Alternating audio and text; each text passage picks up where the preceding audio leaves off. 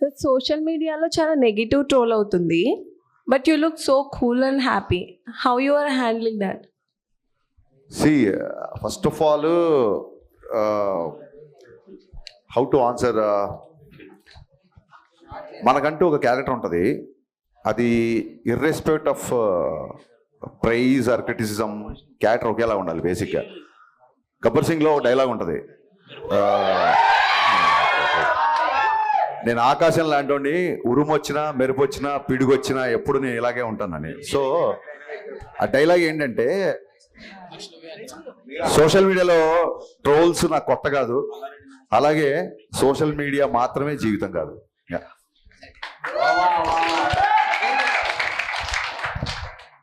మిరపకాయ రిలీజ్ ఎప్పుడు? మిరపకాయ రిలీజా? ప్రొడ్యూసర్తో మాట్లాడి ఇమీడియట్గా చెప్పేద్దాం. త్వరగా అయ్యేలా చూడండి. Sure. Yeah hi sir. Yeah చెప్పమ్మా. యాక్చువల్లీ ప్రీమియర్ తర్వాత కొంచెం మిక్స్డ్ టాక్ వచ్చినా, but me writings and Ravi sir acting అయితే చాలా బాగా అనిపించింది. చాలామంది ఆడియన్స్ అయితే చాలా బాగా ఎంజాయ్ చేస్తున్నారు, కొన్ని డైలాగ్స్ కానీ ఎవ్రీథింగ్. సో నెగిటివ్ టాక్స్ ఉన్నా కానీ మీరైతే చాలా పాజిటివ్గా రియాక్ట్ అవుతున్నారు. సో మీ పాయింట్ ఆఫ్ వ్యూలో ఏం చెప్తారు ఆడియన్స్కి? డెఫినెట్గా ప్రీమియర్స్ నుంచి మిక్స్డ్ టాక్ వచ్చింది. అదేంటంటే, with all the due respect, ఇప్పుడు అమ్మాయి అడిగిన క్వశ్చన్కి కానీ సుధీర్ వర్మ కానీ లేకపోతే రమేష్ వర్మ అలాగే కార్తీక్ ఘట్టంనేని వీళ్ళందరూ నాకు friends. But let me be practical. గతంలో రామారావు అండ్ డ్యూటీ కానీ, రావణాసుర కానీ, కిలాడి కానీ, ఈగిల్ కానీ, ఇవి కూడా కొంచెం డిసప్పాయింట్ చేసాయి. బట్ ఆ డైరెక్టర్ల మీద లేని అటాక్ నా మీద ఉంది. ఎందుకంటే I can easily sense there are some personal agendas. కొంతమంది, అంతమంది అని చెప్పను, కొంతమంది. అట్ ది సేమ్ టైమ్ ఎందుకు డైలాగులు మీకు గుర్తున్నాయంటే, ఈ ఎవరైతే అటాక్ చేసి ఎవరైతే నెగిటివ్ స్ప్రెడ్ చేస్తున్నారో they are conveniently criticising. There is a difference between constructive criticism and convenient criticism. So ఏదో డ్యాన్స్ మూమెంట్లో ఒక జేబులో పాకెట్ల గురించి మాట్లాడుతున్నారు, బట్ కట్నం తీసుకొని కాపురం చేసే మగవాడు చేస్తే మగవాడు వ్యభిచారం చేసినట్టు డైలాగ్ రాశాను. దాన్ని కన్వీనియంట్గా పక్కన పెట్టేశారు, ఎందుకంటే మంచి డైలాగ్ కదా. అమ్మాయిలందరికీ విపరీతంగా నచ్చిన, చాలామంది కాల్ చేశారు. ఆ డైలాగ్ చాలా మంచి డైలాగ్. అలాగే హీరోయిన్ ఎప్పుడైతే నువ్వు నా వెనకాల పడ్డా నాకు ఇబ్బందిగా ఉంది అంటుందో, అప్పుడు హీరో 2 చేతులు పెట్టి దండం పెట్టి, మీకు నా ప్రేమ అర్థమయ్యేంత వరకు ఇంకా నేను మీ జోలికి రాను అంటాడు. అబ్బాయిలందరికీ కూడా ఒక అమ్మాయి ఎప్పుడైతే పింక్ సినిమాలు చెప్పినట్టు ఒక అమ్మాయి ఎప్పుడైతే నో అని చెప్పిందో ఆ నోని రెస్పెక్ట్ చేయాలి మనం. సో ఆ థాట్ నుంచి వచ్చిన డైలాగ్ అది. సో దీని గురించి కూడా ఎవరు మాట్లాడరు, ఎవరైతే నెగిటివ్ స్ప్రెడ్ చేద్దాం అనుకున్నారు. సో ఎన్నో మంచి డైలాగులు, ఎన్నో మంచి విషయాలు సినిమాలో ఉన్నప్పుడు దాన్ని కన్వీనియంట్గా పక్కన పెట్టి, కన్స్ట్రక్టివ్ని పక్కన పెట్టి కన్వీనియంట్ క్రిటిసిజం చేసిన వాళ్ళ గురించి మనం పెద్దగా పట్టించుకోవాల్సిన అవసరం లేదు నా ఫీలింగ్. యా. హాయ్ సార్, నా పేరు పవన్ కళ్యాణ్.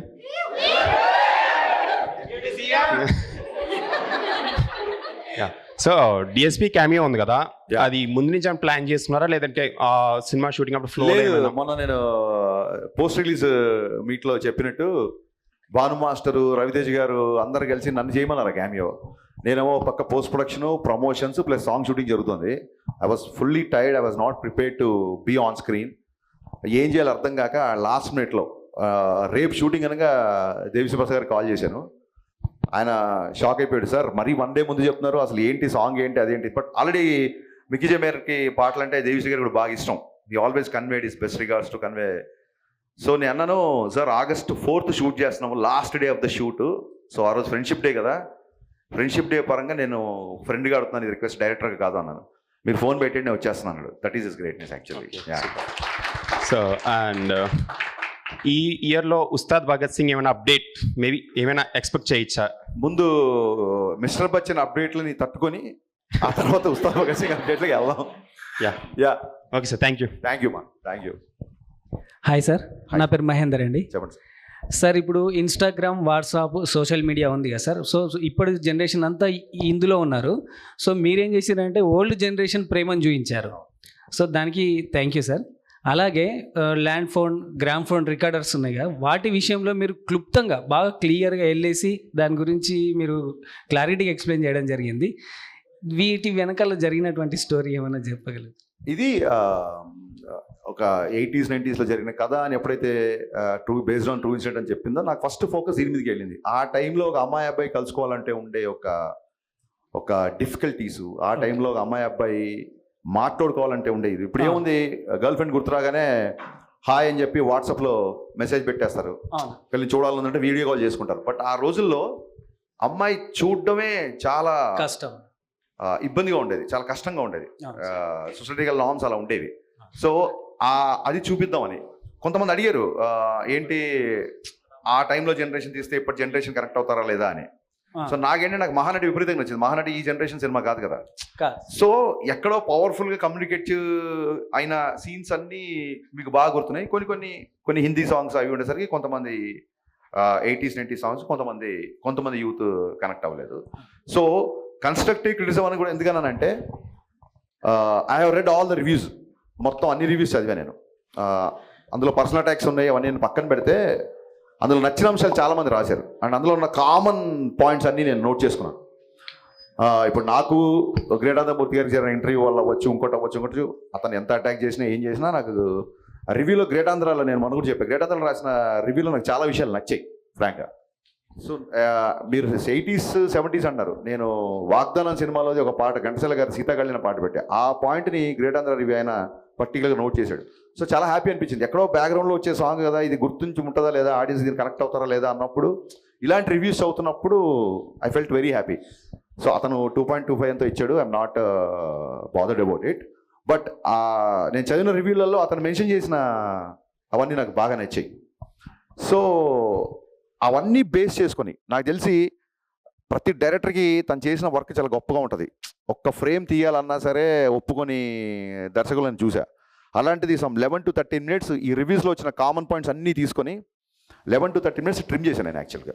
సో నేను రివ్యూస్ని సీరియస్గా తీసుకుంటా అని చెప్పడానికి ఇది ఒక చిన్న ఎగ్జాంపుల్. సో రవితేజ గారి పక్కన జిక్కి గారికి మంచి మాస్ క్యారెక్టర్ పడింది. As a director me thought process ఏంటి హీరోయిన్స్ చూస్ చేసుకునేటప్పుడు? And one more thing is, day one audience అంటే జనరల్గా ఆడియన్స్ చాలా ఇవాల్వ్ అయ్యారు ఇదివరకు, కానీ ఇప్పుడు చాలా కొంచెం సైలెన్స్ అమ్మా, ఇక్కడ నిల్చిన వాళ్ళందరూ కొంచెం సైలెన్స్. ఆడియన్స్ చాలా ఇవాల్వ్ అయ్యారు ఇదివరకు కన్నా. సో డే వన్ ఫిక్స్ అయిపోతున్నారు సినిమాలో ఉంది, సినిమాలో ఉందని.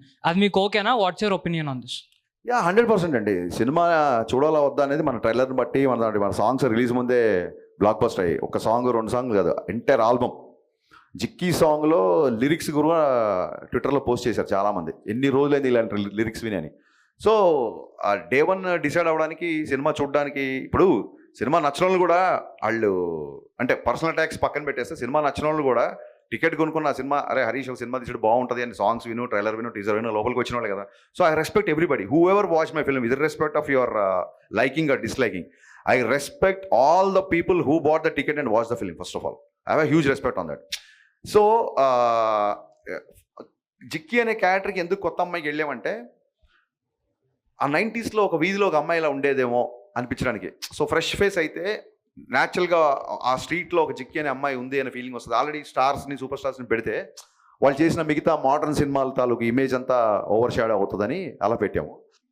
సాంగ్స్లో డెఫినెట్గా I'm commercial film maker, I love songs. నేను చాలామంది సోషల్ మీడియాలో మోడర్న్ రాఘవేంద్ర అంటున్నారు, I take it as a compliment. సాంగ్స్లో డెఫినెట్గా సినిమాటిక్ లిబర్టీ ఉంటుంది.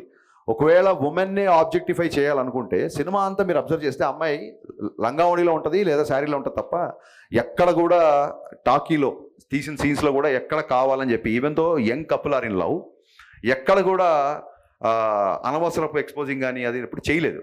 సో నేను చెప్తున్నా కదా, కన్వీనియంట్గా క్రిటిసైజ్ చేసేవాళ్ళు టాకీలో ఒక 40-50 సీన్లు అమ్మాయి ఉంటే ఆ లంగావణి వదిలేసి సాంగ్స్లో ఎప్పుడో వచ్చే ఒక సాంగ్స్లో పట్టుకుందాన్ని అబ్జెక్టిఫై చేస్తారు. సో ఇవన్నీ చూసినప్పుడు నవ్వు వస్తుంటుంది.